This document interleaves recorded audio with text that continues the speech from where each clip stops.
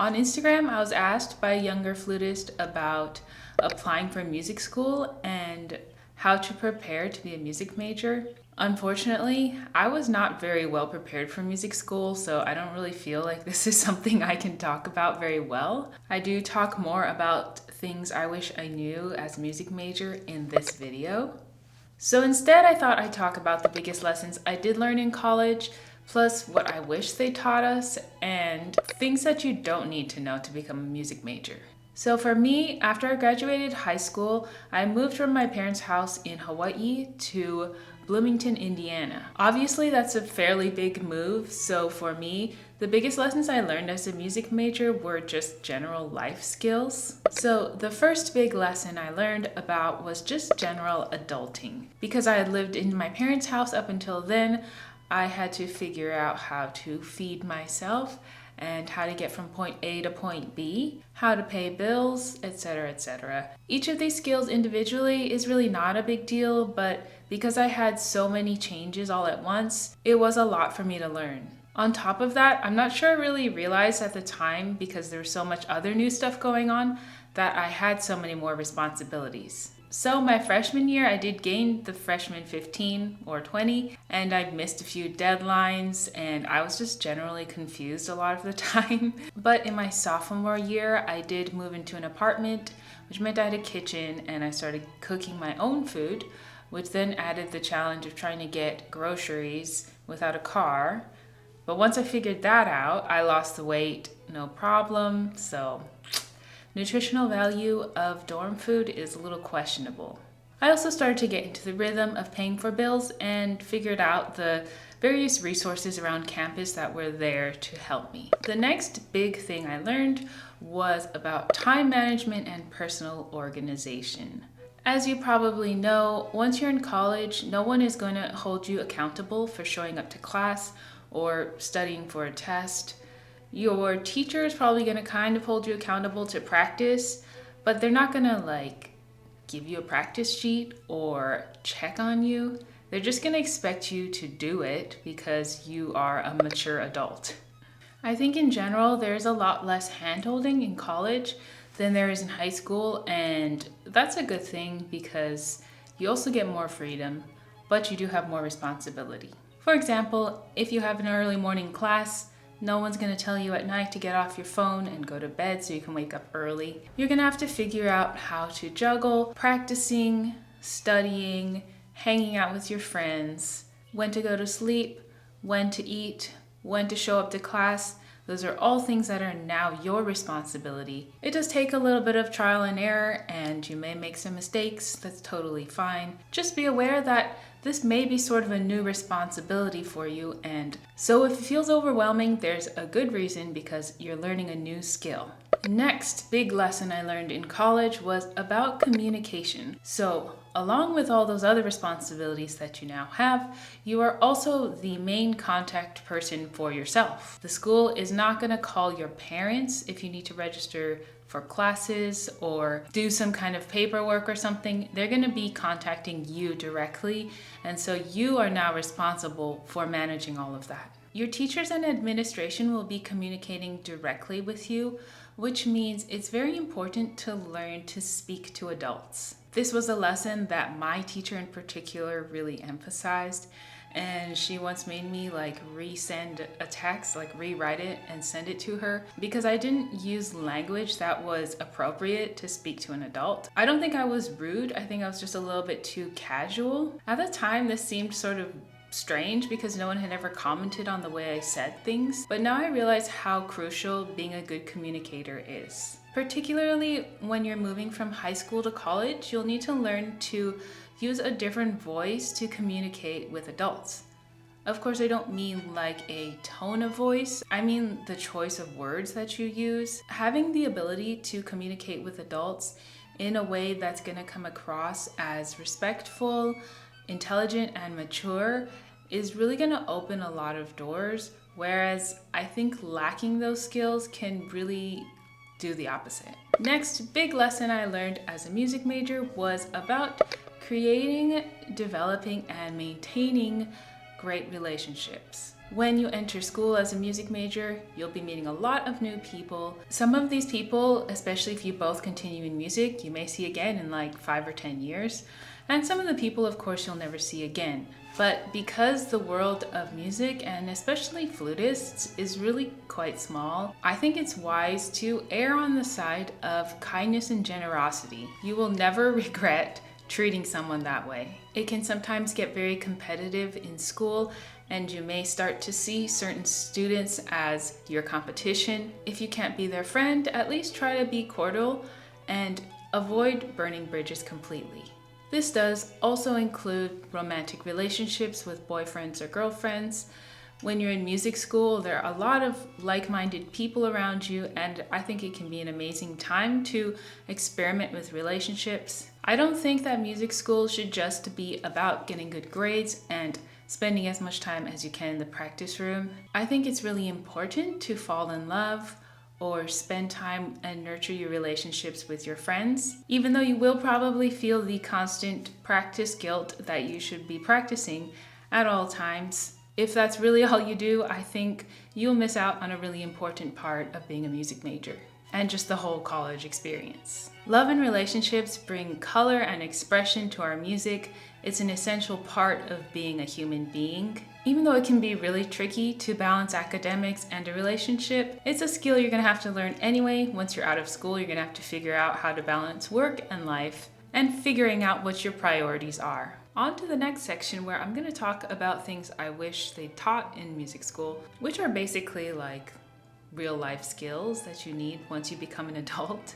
I'm not saying that this is the responsibility of music school in particular. I just wish that they taught something about this somewhere in college or in high school. Anyway, first thing particular to music is about career paths. I recently had a conversation with my friend Rachel, who is also a professional musician, and I met her when I went to Indiana University. By the way, that's another case of someone that I met in 2006. And then last year, I found out that she lives in LA, like 15 minutes from where I do. Anyway, back to career paths. We both wish that we had been exposed to the different kinds of ways people can build a successful career in music. I think in most music schools, there is a priority to teach the classical Western style of music. But it's definitely not the only path you can go down, and I think it can feel very constricting if you don't identify with that particular style. It's definitely impractical to try to teach every style of music in music school, but I think some kind of survey of different career paths that are possible, such as in different niches or even in related businesses, or maybe a course where you could learn about some case studies of successful musicians and how they got there, or people who were successful in music that didn't necessarily become professional musicians, because there are a lot of people that do that too. Fortunately, through social media nowadays, there are a lot of musicians that make their honest journey public for other musicians to see, but I think fresh out of school, it can be pretty hard to decipher what makes someone successful and just sort of feel overwhelmed by the lack of guidance and direction. The next thing I wish I learned in school is about managing personal finance. You might already know that this is a topic I have thought about a lot and I'm really interested in, but I think it's super important, especially for that age where you're leaving your parents' house and also leaving their financial support. Maybe you're just doing that gradually, but still, you now have some financial responsibilities. Basically, I just sort of struggled for about 10 years until I realized that I needed to learn more about personal finance. And once I did, it wasn't difficult. I just needed to change a few habits. But because no one had really talked to me about it, I just sort of had to learn from my own mistakes. Especially when I was in college and then transitioning out of being a student into being a working person, I could have definitely used some instructions on how to make a budget, how to figure out how much money I needed to make, and then how to make that money. So how to apply for jobs, how to figure out what kind of jobs to apply to. Just all of these little skills that are related to managing money and becoming financially responsible. Next thing I wish I had learned in music school is about business and entrepreneurship. Because a lot of us, especially if we're trying to be performers, aren't going to be hired for a full-time position straight out of college, in a way we are all our own business. So if you're trying to do gigs or you're trying to build a studio and teach lessons, both of those things are having your own business. So I think some information on how to start a business and marketing would be super useful for musicians and make it feel a little less scary or uncomfortable. I don't know if this is something I absorbed from music school, but I feel like musicians a lot of times sort of stick their nose up at marketing or those sorts of business skills. Once I was no longer a student, I started to see how important these skills were, because I realized that people that were moving their careers forward or building something for themselves, a private studio or something like that, those weren't necessarily the best players in school. They had more of that real life, common sense, business savvy. And I guess that's one of the things that's misleading about music school, because the people that are the top performers or the teacher's pets aren't necessarily going to be the ones that are successful later. And finally, things you don't need to know if you're going to be a music major. So if you're worried about any of these things, don't worry too much. You will figure it out when you get there. Number 1, you don't need to know music theory, ear training, or piano. You can learn all of these things when you get to school. When I went to college, I had not taken any music theory or ear training classes because they weren't available at my school. And I'd taken one summer piano class at Interlochen. I didn't even bother taking the theory proficiency test because I knew I was going to start at the beginning. They taught me what a staff was. They taught me what 4/4 time is. But then before long, I was learning a lot of new things that I didn't know. And even though I didn't start off knowing all of that stuff, I was totally fine. And in my master's degree, I ended up choosing theory as my concentration because I think it was something I thought that was really interesting. It sort of clicked with the way my mind works. And it was also never forced down my throat. It was something that once I had the opportunity, I was really ready to learn. Number 2, you do not need to be the best in your state, region, or even your school. First of all, being the best is usually just the choice of a few people, and then it is a subjective opinion. Also, when you're a music major, you are still fairly young, even though you may not feel that way. And when you're young, your background will determine a lot more about you. So where you came from, your family's education level, and financial situation, those things will weigh a lot more heavily on who you are. But as you get older, those things will matter a little bit less, and how hard you work and your perseverance will really pay off. So please don't be too hard on yourself if you're not the best right now. It really doesn't matter. That's just someone else's opinion, and being the best is really just an illusion. There's no such thing. And number 3 thing that you don't need to be a music major is you don't need to know that you want to be a professional musician. I can clearly remember choosing to be a music major because it seemed like the least worst choice. So when I was choosing my major, I felt like I was choosing what I was going to do for the rest of my life, which is really not what you're doing. But that's just what it felt like to me as a high schooler. And also my idea of my professional possibilities was so shallow. In my mind, I was choosing from majors that were like my subjects in school. So like math, English, science, or language, or music. And basically my idea of what those subjects were was mostly just like really terrible teachers and really boring homework. My high school was pretty terrible and I really didn't learn very much, academically anyway. I think I probably spent a lot of high school being really bored. Anyway, music sounded like the least terrible choice of everything. And even though I didn't know I wanted to be a musician at that point, I chose to become a music major because everything else just sounded so boring. I'm not saying that those majors are boring. I'm just saying that I had such a limited idea of what those subjects meant that I couldn't comprehend all of the different fields within each of those subjects.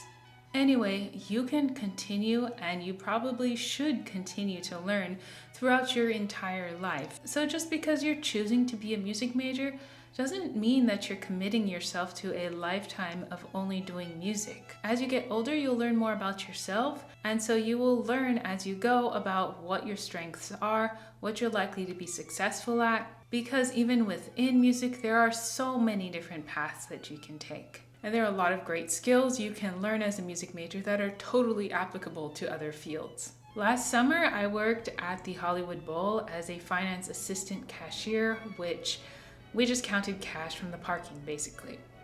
But while I was working that job, I met someone that I think his title was the assistant controller, which is one of the high financial positions within the LA Phil. I had heard from my supervisor that he had also been a music major, so I talked to him about that. And sure enough, he had done a performance degree from USC, and then after that, did a master's in business. And then after he finished that, you can kind of see how managing money for a classical music organization would be sort of the perfect job for him. But those kinds of jobs are the things that you don't really realize are options when you're a music major. Anyway, I hope that was helpful. I hope it eases some of your anxieties about being a music major or trying to just choose a major. Please let me know in the comments if you have any other questions or concerns about becoming a music major. I know it's a big and scary decision to choose a major for college. Everyone is going to have a slightly different experience as a music major, but I am more than happy to share what my experience was like. Please like this video and subscribe to my channel. You can also follow me on Instagram at Elise Hokemp or on Facebook. If you want to support all of this media creating, you can do so on my Patreon page for $5 a month. Thanks so much for watching today. Bye!